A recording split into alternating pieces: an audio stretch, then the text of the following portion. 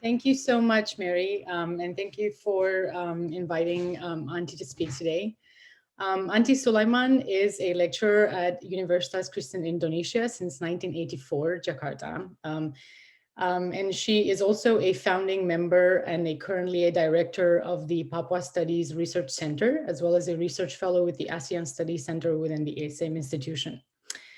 Outside of academia, since 1986, Antie is a very well-known figure for her activist efforts, especially in the areas of education and health, with isolated communities of Papua in the context of aggressive state-led development agendas. As a director of the Sparkling Lantern, an NGO that works towards the empowerment of Papuan women and isolated communities, as well as the head of the Vineyard Ministry for the Papuan Young Generation, Antie developed grassroots schools in West Papua, Arfak Mountains, Merauke, Wasior, Mambramo, Dambra schools, and helped found the Higher School of Social Sciences in Merauke. Antie is intimately aware of the struggles of Papuan community, and given that, she serves as a mentor of perhaps the largest Papuan student community in Indonesia. As a testimony of her work, Antie has also received the Independent Woman Award from Citra Media Indonesia. Now, I know Antie's presentation focuses more on a contextualization of development in Papua, but I do hope you will ask her a lot of questions about her activist work, as her intimate knowledge and understanding of the region is truly commendable. So without further ado, Antie, please go ahead. Thank you, Aida. Okay, I will talk in English, my broken English. Aida will help me. Okay. After introducing myself through Aida, I will start now with the core business of ours. Yeah. The of Papua, yeah, often referred to as an outer island, along with Sumatra and Kalimantan. Papua is an important part of the government development and political strategies. For the past 40 years, the Indonesia government has been pursuing an export-oriented and foreign investment-friendly economics agenda, advocating for the expansion of the capitalism under imperative of development and national cohesion. At the heart of this approach lies the transmigration program, which historically saw the movement of a total of 2 million individuals from Java and Sumatra to Kalimantan, Sulawesi, and West Papua. Often referred to as an outer island along with Sumatra and Kalimantan, Papua is an important part of the government's development and political strategies. For the past 40 years, the Indonesian government has been pursuing an export-oriented and foreign investment-friendly economic agenda, advocating for the expansion of capitalism under imperatives of development and national cohesion. At the heart of this approach lies the transmigration program, which historically saw the movement of a total of 20 million individuals from Java and Sumatra to Kalimantan, Sulawesi, and West Papua. Justified on the basis of homogenizing the national population density and fostering development and economic growth in the context of Papua, the transmigration program marginalized both urban and rural Papuans from economic development and repressed many of local official cultural religious expression. Now we talk about uh, Otsus. Otsus is autonomy khusus. Autonomy khusus is the special autonomy. It's a legislation special for Papua. Case study of Otsus journey. The implementation of special autonomy legislation number 20 year 2001 is hailed for bringing the following advantages to the Papuans. One, Papuanizations of bureaucracy covering the development of MRP, Majelis Rakyat Papua, as a traditional institution, a traditional community institution, and a religious institution which is determined by the people or Papua natives. Autonomization of policy through OTSUS, the province government has a right to determine policies due to the sake of the Papuan in many sectors except for the sector of international, defense, monetary policy, and fiscal, religion, and justice. Divided fund greater than other parts in the country, Papua province receives 80% revenue from the sector of forestry, fishery, mining, and 70 revenue from oil and gas sector until the year 2026, and 50% revenue in the years after. Other provinces only receiving less than 20% revenue from any sectors except fisheries and reboisation. A great fund of OTSUS given by central government to local government, 2% out of total national DAU, Dana Alokasi Umum, until the year 2021, with a goal to develop Papua through prosperity approach. Since the enforcement of OTSUS status, other than amount of funds given to Papua in order to maintain the governance, one of the greatest changes was taking place in the bureaucracy sector. Before the autonomy status, non-Papuans occupied 60% highest position in the governance of Papua. A year after OTSUS, there was a change. 80% highest position of Aslan was occupied by the Papuan. Until the year 2010, Papuanization's bureaucracy is that are in that area had been non-activated 4,242 non-Papua bureaucrats from the structural possession and non-structural governance. As such, given these numbers, it is obvious that the main goal of the OTSUS was self-defeating. Now we talk to development. Historicizing development. Shortly after Indonesia occupied Papua in the early 1960s, the government encouraged foreign investment in the region. Perhaps the most notable example of this policy is the opening of the Grasberg mine run by the American mining company Freeport-McMoRan. The mine is currently one of the world's largest mining companies with interest across the globe and just under $19 billion in revenue in 2010. The Grasberg mine, which holds the world's largest gold reserves, has been so profitable that Freeport is the Indonesian government's biggest single taxpayer, with about 1.75 billion in taxes and royalties last year alone. Yet, interestingly, whistleblowers note that Freeport has given $79.1 million to police and military forces in the past 10 years, mainly through in-kind contributions such as food, housing, fuel, and travel costs, but officers have also received direct payments.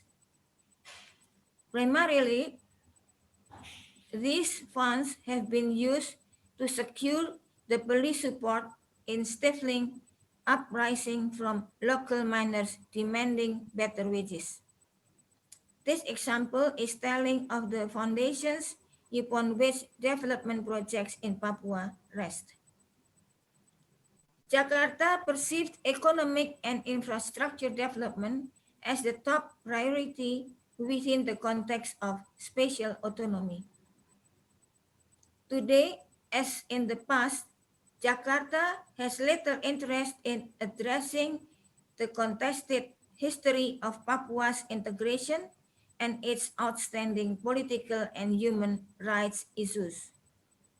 While these issues are central for Papua, Jakarta's focus on the economy and infrastructure regimes based on the assumption that if economic welfare in Papua can be improved, then the other issues around human and political rights and Papuan historical claims would be fade away. Contemporary development.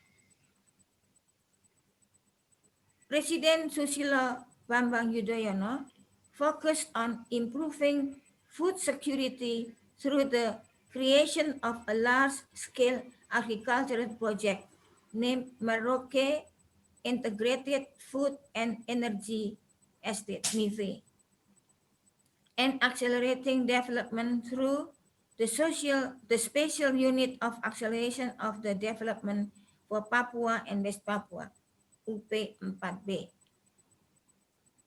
His successor and current national leader, now President Joko Widodo or Jokowi, has followed the same strategy, prioritizing infrastructure development projects such as the Trans-Papua Highway, full electrifications, and building seaports. For Jokowi, physical infrastructure should help reduce economic inequality.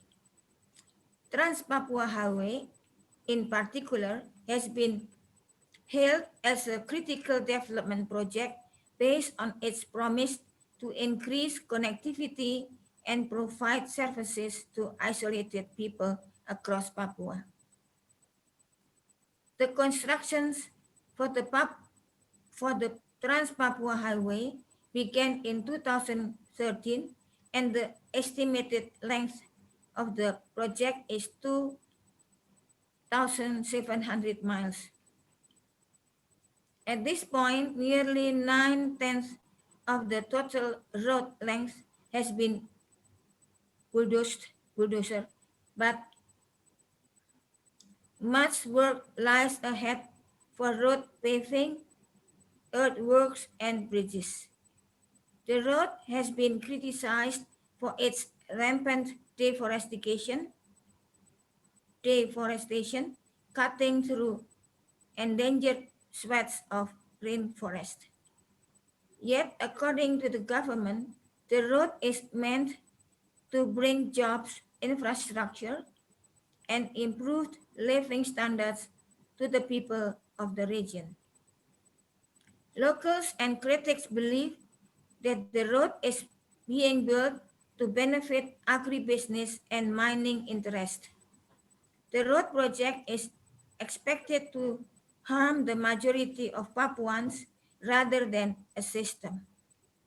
Firstly, the Trans-Papua Highway project only connects regencies or cities, and the benefits of this are not felt by the Papuan people. Meanwhile, roads between villages and districts, which are in fact what is actually needed, are not being built.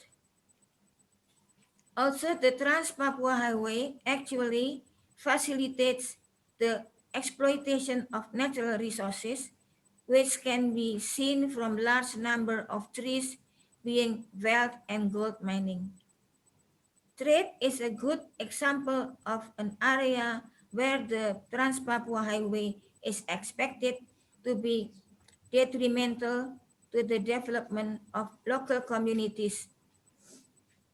Scholars note that goods are brought from outside the island and sold here at lower prices, thus diminishing the demand for local products.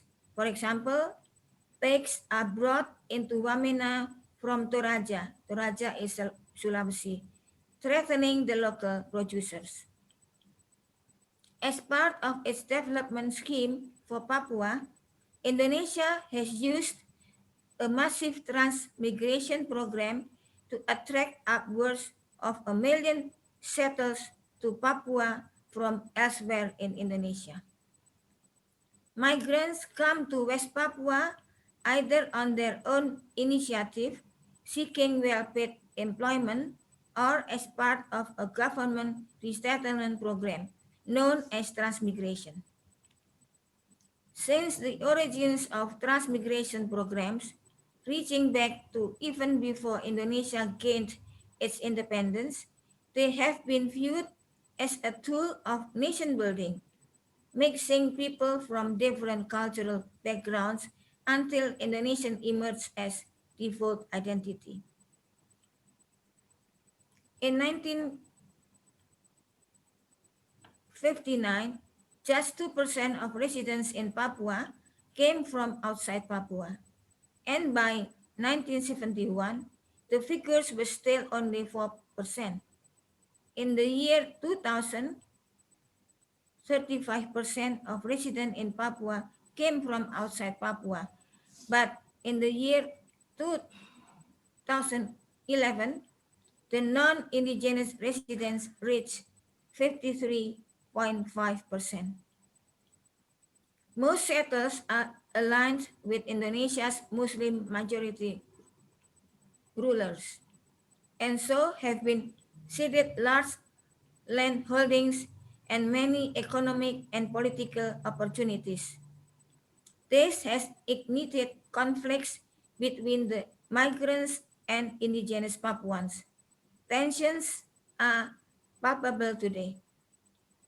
A key reasoning of the transmigration program lies in the desire of the central government to stifle nationalist tendencies with transmigration. Indonesia solves the Papuan problem for itself by default, as there will come a point when it is no longer possible to imagine that all those millions of people could ever return to live on crowded Java, Sulawesi, and the other islands they migrated from. Migrants to Papua are arriving in an environment where racist assumptions are widespread, but attempts are rarely made to challenge this. So, for example, it is often the case that indigenous Papuans who have been subjected to a forced dislocation from their traditional means of livelihood do not find the skills or motivation to adjust to make a successful living as a rice farmer. In the cities, they rarely start successful business. The racist rationalizations for this are frequently heard, stigmatizing Papuans as being lazy, drunken, and undisciplined by nature. The slightly more charitable version that Papuans have not had the same possibilities to receive an education is also unsatisfactory. Both explanations gloss over the systematic discrimination that Papuans face in their own land and legitimize how new migrants to the area come to dominate. It is not so different from the rationalization that the old European colonial powers used to justify their own empires. Second part, marginalization. Marginalizations in the Papuan narrative. The recent riots in Papua in 2019 that saw scores of victims and extensive looting emphasized that the question of Papua integration in the national imaginary remains open. In August 2019, Papuans took part in protests across at least 30 cities in Indonesia that were preceded by an attack by Indonesian militants on a West Papuan student dorm in Surabaya on August 17. Since September 19, 2019, at least 8,000 indigenous Papuan and other Indonesians have been displaced from their homes in Papua. Instead of prosecuting the racist perpetrators properly, the Indonesian authorities have been going after West Papuans, arresting more than 1,000 and naming over 100 as suspects during the uprising period. The message that Indonesians send is that West Papuans are not allowed to raise up for their dignity when racially abused. The Indonesian government, being either incompetent or unwilling to address the conflict, looked for scapegoats for the uprising press freedom and human rights defenders were systematically attacked. The national police chief blamed three main pro-referendum groups for the uprising, citing that chaos was being created in order to gain attention at the UN General Assembly meeting in the late September 2019. When horizontal conflict erupted in Jayapura, pro-referendum activists campaigned hard to convince people to not engage in fighting with the militia, calling it a scenario created by the state to divert their call for an independence referendum. They reiterated that they were fighting against the Indonesian colonial system, not Indonesian people. As a result, in Jayapura, despite three West Papuans dying and dozens being injured from stab wounds, not a single Indonesian migrant died from being attacked by West Papuans.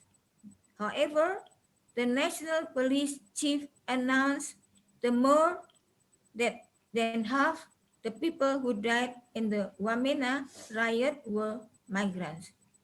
It is because the subsequent responses would be different. Unlike the incident in the Yai, where the victims were West Papuans, the Wamena riot became national headlines. Many public donation channels across Indonesia were opened, with aid pouring in. Planes for evacuation provided by the military, shelters erected, and trauma healing provided. No such support was ever given to the Nuga people who have been displaced since late 2018. What is going to discuss here is the spatial processes among the Papua native. They become eliminated from the process of economy development, which is done by the government. The space for the Papua native to participate becoming narrower as they don't engage in the planning and enforcing of development policies and thus not really benefiting from it. Marginalizations of Papua natives from the development. Historically, development has been started since the Dutch colonization, then continued after the integration. The Dutch built hospitals because of malaria disease. In the year 1961, the Dutch began Papuanisasi to prepare Papua natives to settle in the bureaucracy, politics, and military. The Dutch also built posts, the strategy preceded by anthropological research and working together with the missionaries. The problem of Papua native culturally decontextualized development policies. Health and education, in particular, are two areas where the marginalizations of Papuans is very acute. If assessed according to the Human Index scale, whole regencies in Papua, such as Nuga, Arfak Highlands, and Tambrau, for example, rank very, very low. The only areas where such scores are higher is big cities and regencies where many transmigrants settled in. One of the most critical aspects related to the marginalizations of local communities is the culturally decontextualized push for modernization. The problem with health is particularly complex. In addition to the lack of healthcare facilities, the government does not make the effort to integrate modern healthcare practices into the local customs.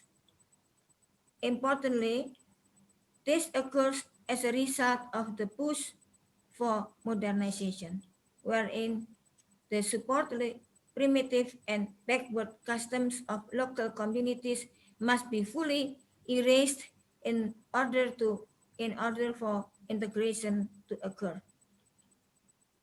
Yet this approach has been detrimental to the health of local communities. A good example of this is the example of childbirth, wherein Papuan women located in remote or isolated area who do not yet have access to health facilities are more inclined to ask for the help of dukun or doulas, as they consider medical staff who are mostly transmigrant to be outsiders. There are certain taboos also related to the aftermath of childbirth where women are not allowed to leave their homes for a period of approximately 2 months. In this situation, modern healthcare facilities and practices are not useful for caring for the newborn. Also, there are taboos amongst local communities related to the revealing of certain intimate body parts to foreigners. This also impacts the delivery of healthcare as local community members are reluctant to consider a visit to the local medical staff who is again a transmigrant. This problem could be mediated if medical staff was instead relatives or an acquaintance or generally a member of the local community. The second big problem is education. Implementation of policies is difficult and complex. There are some difficulties such as geographical condition, demography, the culture of Papua native. Similarly to the case of health, teachers are mainly transmigrants themselves, thus diminishing the level of trust Papuans have for the educational efforts, a problem. Also, curriculum out of context for the Papuan. Basic rights of education exhibit a lack of school infrastructure and facilities. Also, there is limited teaching staff in primary, secondary, and high education institutions. There a low quality of environment and culture in undertaking formal education. A prominent problem in education sector is exhibited through high illiteracy level and low teacher co-students ratio. Therefore, recognition and respect for the basic rights of education have not been optimally fulfilled. The disintegration identity. There were mixed reactions when special autonomy came into effect in Papua in the year 2001. Among political elites, academics, community, and religious leaders, the response appeared to be positive. Chief Salosa, governor of Papua at the time, viewed the special autonomy law as an opportunity not only for self-government and improved welfare of Papuans, but also the ultimate solutions to resolve political independence in Papua. This view was also shared by his successor, Bernard Basuebo. Let me drink.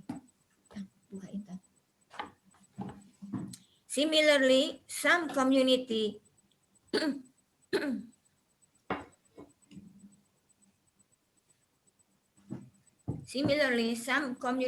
and religious leaders perceive it as a gift from God to enhance the well-being of Papuans. The main difficulty related to the development of both a regional and national identity in Papua is related to the great polarizations of the ethnic communities. There are at least 1,100 different languages inside the landscape of the sub-ethnic society in local Papua, or one-fifth of the whole languages in the world. These large differences of languages turn out to be a key hindrance for the process of transfer of knowledge and the interconnection information among the ethnics of Papua. Moreover, in the relations of the ethnic society of Papua with politics, an anthropologist of Universitas Cendrawasih said that the ethnical political characters of the Papuan is divided into four characteristics and so much determined by the conditions and ecological zona in each area. That is, one, ecological zone of swampy areas. That was Asmat tribe and people of Mimika, areas of beaches and Muara Sungai, coastal riverine areas. The second is zone of coastal lowland areas. The third is zone foothills and small valleys. The fourth is zone of the highlands tribes such as Dani tribe and May. These ecological characteristics influence or effective to the adaptations patterns which is seen in the system of their livelihood, which cover also their technologies, also influence their aspects of culture, such as politics, social organizations, and ideological system of religion. Also, from the different characteristics and the ecological zones, four main patterns of leadership and traditional politics emerge, such as one, big man; the second, kingdom system; the third, Ondo Afi system; the fourth, mixed system.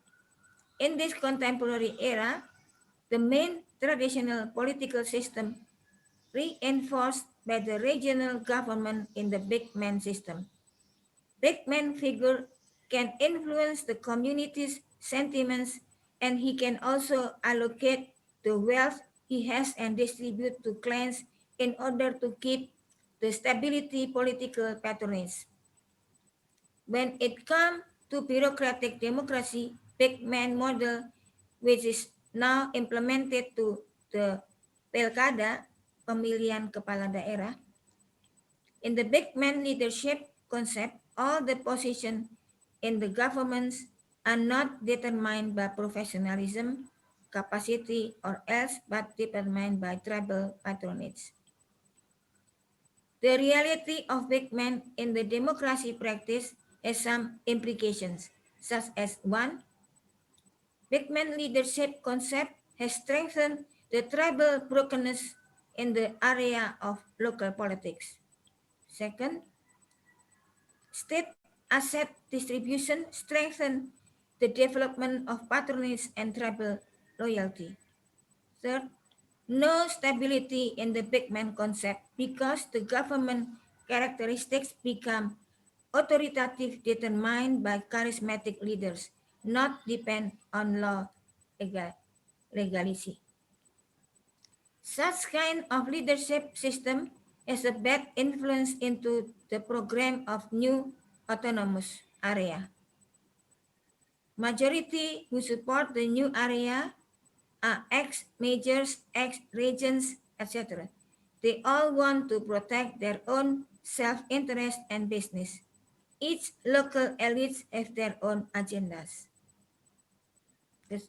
The last is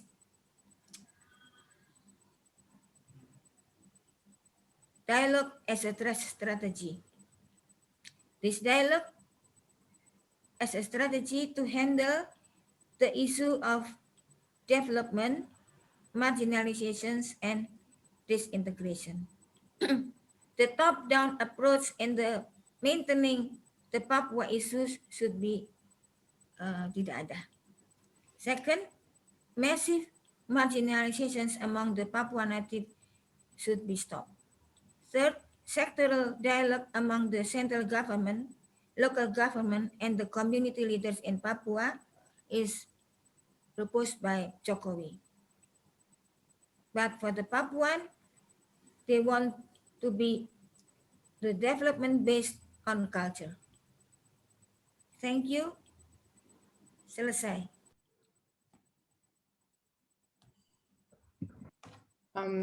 Thank you, Auntie, very much for your talk.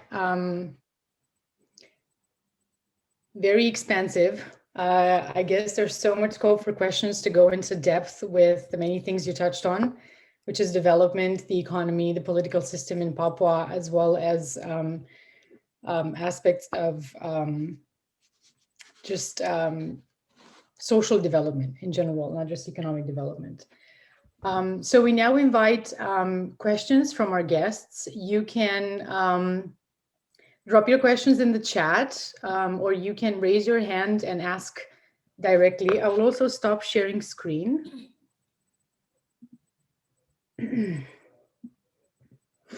So if anyone has questions, please feel free to drop them in the chat, or again, raise your hands if you want to ask directly. Or you can just jump in. Or you can just jump in, yeah.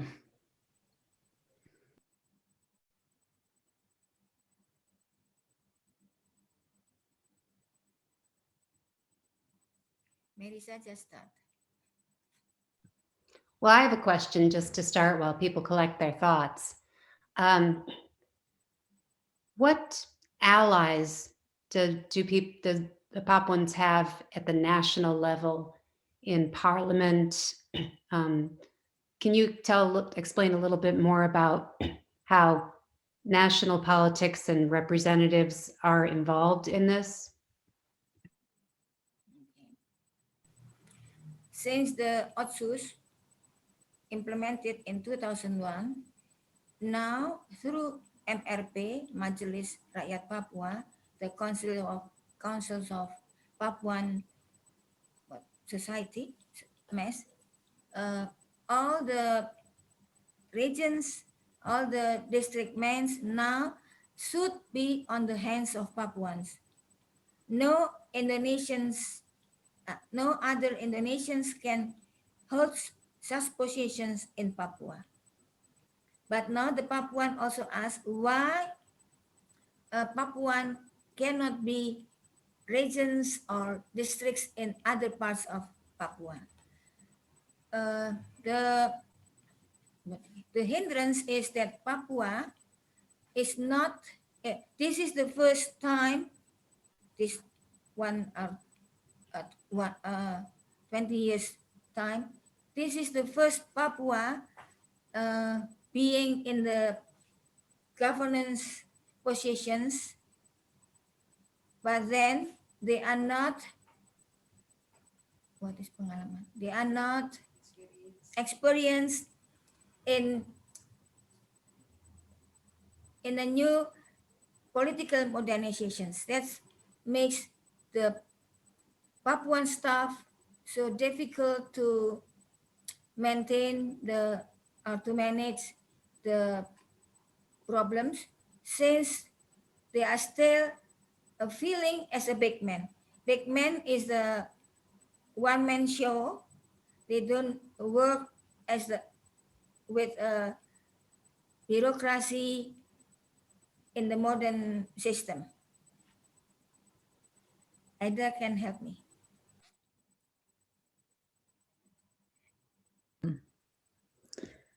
I have a question as well about local Papuans collaborating with the government on development projects.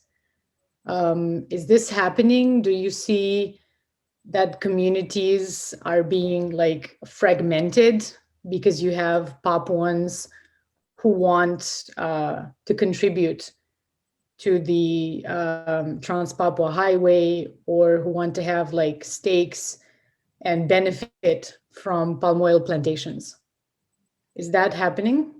Yeah, the problems with Papuans, they are uh, they used to listen to big men. They used to listen to kepala suku, yeah, to the tribal chiefs, and this is very difficult to match with modern political systems. Since the elites in Papua work together with the Indonesian government or Indonesian investors, then they forget that they have to work also for the grassroots people. They take the whole commands in their hand. That's why many people of the Papuans native uprising and protest to them, even to their own leaders. And the problem also in Papua, the land is owned by tribes, not by individuals. So when the government in Jakarta giving what surat legalisasi to for the plantations of palm oil or for the mining or for the gold for the oils, yeah, they are not only talking. They are not only ask permission for for the government, but they have to also ask permission from the grassroots.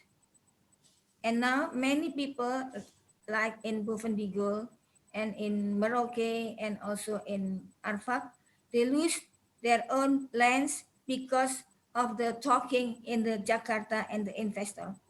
Many Chinese now, the indigenous Chinese, yeah, come to Papua, and with my own eyes, I saw uh, they occupied one island named Gebe Island in South Sorong. Uh, the people there is only 5,000. Yeah. The population is only 5,000. But then come maybe 500 or 700 Chinese people who are not talking in Indonesians, who are not talking in English, they talk in Chinese. And they have like ATM with Chinese group Chinese, and also they have doctors. But when the indigenous want to observe themselves, uh, they have to use translators because the doctors speak Chinese. This is in Pulau Gebe, south of Sorong. In the weekends, all the laborers of the oil company in Pulau Gebe flew to Sorong by their own uh, planes to have makan malam, dinners, and also lobster and so on. But they don't match with the people of Gebe. I saw they only built one sekolah dasar, primary school, because the Gebe people 90% illiterate, and they have They only can start with a sekolah dasar, yeah, because that's they can only make. No need to have higher school.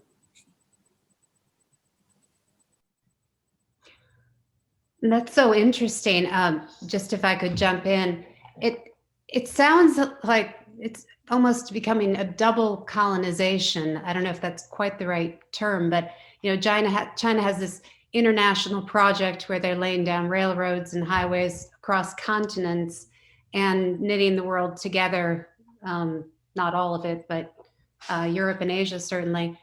And now they've put down roots in Papua, an entire island that sounds like it's almost, I don't know, being colonized. I don't know if that's quite the right word, but I'm wondering how the tensions with the Chinese and the issue of Chinese companies coming to Indonesia, to other places, and the tensions that this has caused in Jakarta and other big cities. Is there any connection with the national tensions over the question of Chinese business jobs, quasi-colonization, and the Papuans? Is there some connection in that tension? The academics said this is not a double colonization, but they said inside colonization. Inside colonization. Uh, since the second Jokowi's administration, I think also together with Menteri Luhut, the infestations are massive, yeah, especially with logging, oils, and deforestation, palm oils. And for Papuan, this is a very sad stories, because then when like I stay in Bovendigul for more than 3 months, yeah. For the people from Bovendigul, they are not just losing their lands, but also their food, because the people of Bovendigul perceive the jungles as refrigerator, sebagai kulkas, ya. They can come to the jungle and hunt pigs or anything, and also fruits and sweet potatoes. But then when the palm oils business make the fence, the people cannot enter the jungle. Yeah. Some is very difficult also. Some they when they get really angry, they put electricity in the iron fence, yeah, pagar besi. And the people now start drinking coffee, yeah, drinking coffee, and there is a like a minuman like a apa minuman cepat saji, ya, apa namanya. That is not healthy at all, yeah. And the people uh, start walking around and looking for food in the terminals, and many young men becoming drivers now, having money, yeah. But then for mamas and the children, they have no food, yeah. They go round, and they cannot find sweet potatoes, or they cannot find chicken. Then these 5 years or 6 years of the Jokowi's administration, I don't know why many Chinese laborers come. It is very difficult to define whether this is Indonesians or Chinese, because the face are the same, yeah. But then when we talk in the airport, yeah, they cannot answer our questions. They speak really Chinese, real Chinese. Whether in Indonesia, the most people of Indonesia, we cannot speak Chinese. Even the Chinese, Indonesian Chinese, they cannot speak Chinese. But then it is very easy to, kamu orang Cina, ya, kamu orang Cina dari indigenous Chinese sana, ya. And yeah, it is true that there is an inside colonization in Papua. The problem with the Papuan are people who now govern the public, govern the people, the government, is the first generations who come to schools, yeah, especially for the people from the highlands. This is the first generation of the people who come to school. And since the education, the basic education is not, we call it tidak tuntas, is not totally finished, they are very difficult to write down essays or to write down what this should be capitals, and this should comma, this one is should be titik comma. They cannot make it because usually the Papuans in the highlands only, maybe during the period of sekolah dasar is 60 years, they only went to school 2 years. Because like in Mambramo, for example, when I lived there for 2 years, I used to become a teacher. The students go out of school for almost 7 months or 6 months per year to go with their parents looking for apa buaya, for lizard, buaya, apa buaya? What is buaya? Crocodile. Crocodiles. Yeah. And in Mambramo, there are lots of troops, lots of military stay there, since Mambramo regarded as a red area. Yeah. Because of lots young military men in Mambramo, then every year all the girls, the teenage girls, give birth, ya, punya anak, ya, and then their babies give to their moms, and the moms itself becomes kakak, become a big sister. So a mom, we call it mama, ya, in Papua. One mama can have 12 or 10 children, one from anak pertama, then also from anak kedua, ya. And the young moms, ya, young mama called kakak. Jadi bukan mama, dipanggil mama, tapi saya kakak, because they are still 15, 14 years old. That's kasihan. I start in the year 2009 a school, we call it a grassroots school. Yeah, I used to have 30 mamas as students. Then I taught them 3 or 4 months, and then lulus apa? And then they can graduate. Among the 30 students, graduate 7. but they can speak Indonesians, they can write, and also reading the Bible. That's very young. Are there any other questions? I think we are getting ready to wrap it up.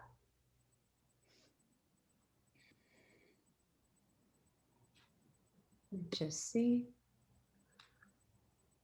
Okay, Ida, go ahead. Yeah, thank you so much, Auntie, for your presentation and for telling us a bit more about what's happening in Papua with the development, given that there's not much scholarship really coming out of that particular region in Indonesia, primarily because of all the reasons you highlighted, which is development related.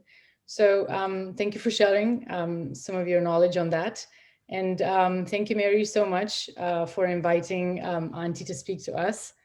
And from Indonesia, yeah. Minta maaf, Mary, yeah, because of my language. Yeah, it's good. In the middle of the night, too. Yeah, it's also 2 a.m. for Auntie. So Auntie, thank you so much for staying awake and coming into our time in that way. And thank you everyone for attending today. Yes, thank you. And we look forward to seeing everybody January 29th. Have a fantastic break. Good luck with exams, papers, everything. Okay, Bye-bye, thanks. everybody.